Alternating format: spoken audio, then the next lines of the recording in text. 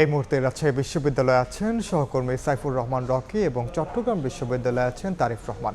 সরাসরি প্রথমে যাচ্ছি রকির কাছে। ৩৫ বছর পর নির্বাচন অনুষ্ঠিত হচ্ছে, এজন্য রাকসু, সিনেট এবং হল সংসদে অংশ নেওয়া প্রার্থীরা প্রচারণার ব্যস্ত সময় পার করছেন। রাজশাহী বিশ্ববিদ্যালয়ে আমরা পরিবহন চত্বরে আছি। এই পরিবহন চত্বরে আমরা কিন্তু দেখতে পাচ্ছি ঠিক লাইব্রেরির পেছনেই এখানে অনেক প্রার্থী কিন্তু তারা প্রচারণা করছেন এবং তারা আসলে শিক্ষার্থীদের বোঝাচ্ছেন তারা নির্বাচিত হলে কি করতে চান তাদের জন্য। এভাবে আসলে নানা প্রতিশ্রুতি দিয়ে তারা কিন্তু ভোট চাইছেন।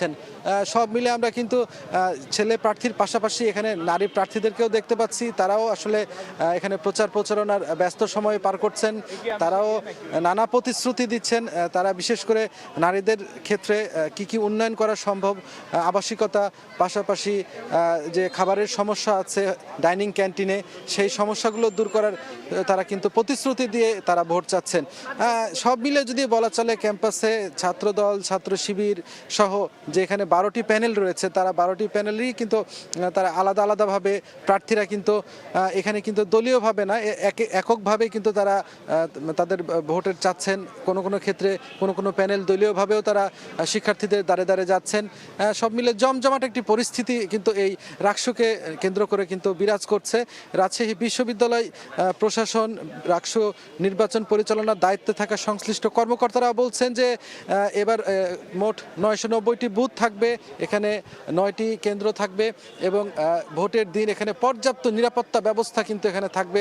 শিক্ষার্থীরা যাতে সুন্দরভাবে ভোট দিতে পারে, কোনো কৃত্রিম লাইন না হয়, নারীদের ক্ষেত্রেও যাতে সব ধরনের নিরাপত্তা নিশ্চিত করা যায়, বিশেষ করে সাইবার বুলিংয়ের হাত থেকে তারা রক্ষা পায়, এজন্য কিন্তু বিশ্ববিদ্যালয় কর্তৃপক্ষ ব্যবস্থা নিচ্ছেন। প্রায় 1,500 এখানে নিরাপত্তা কর্মীর এখানে দায়িত্বে থাকবে ভোটের দিন, অর্থাৎ 25শে সেপ্টেম্বর, এবং 3 স্তরের নিরাপত্তা ব্যবস্থা এখানে নেওয়া হবে। তো এমনটাই এখন পর্যন্ত আমাদেরকে জানানো হয়েছে। তো এই ছিল আমার কাছে রাজশাহী বিশ্ববিদ্যালয় থেকে সর্বশেষ। এখন আমরা চলে যাচ্ছি চট্টগ্রাম বিশ্ববিদ্যালয়ে সহকর্মী তারিফের কাছে। উপচে পড়া ভিড় লক্ষ্য করা যাচ্ছে চাকসু ভবনে। মনোনয়ন ফর্ম বিতরণের আজকে শেষ দিন, আর মাত্র 1 ঘন্টা পরেই মনোনয়নপত্র বিতরণ কার্যক্রম শেষ হওয়ার কথা।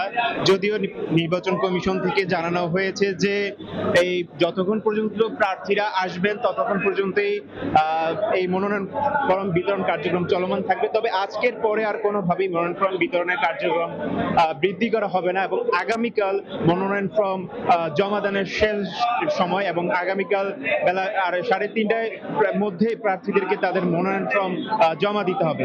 আমরা সকালবেলা খুব একটি ভিড় লক্ষ্য না করলেও বেলা বাড়ার সাথে সাথে এবং আজকে শেষ দিন হওয়ায় দেখছি যে মনোনয়ন প্রত্যাশী প্রার্থীরা মনোনয়ন নেওয়ার জন্য ভিড় করছেন এবং পুরো চাকসু ভবনে আমরা দেখছি যে একদম লোকের লোকারণ্য অবস্থা হয়েছে এবং বিভিন্ন সংগঠন, ছাত্র সংগঠনগুলোর প্রতিনিধিরা অলরেডি এসেছেন এবং তারা তাদের মনোনয়ন ফর্ম সংগ্রহ করছেন।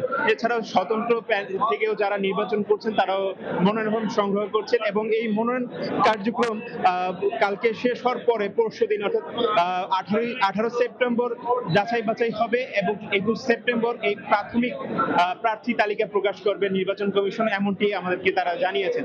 এছাড়া গত 2 দিনে আমরা দেখেছি যে মনোনয়ন ফর্ম বিতরণ কার্যক্রমে খুব একটু ভিড় লক্ষ্য করা না গেলেও কিন্তু আজকে শেষ দিনে এসে দেখছি যে উপচে পড়া ভিড় সৃষ্টি হয়েছে এবং সকল প্রার্থী আসলে শেষ সময় এসে ভিড় করে এবং তাদের যে কাঙ্ক্ষিত ফর্ম সেটি নেওয়ার জন্য তারা ভিড় করছেন।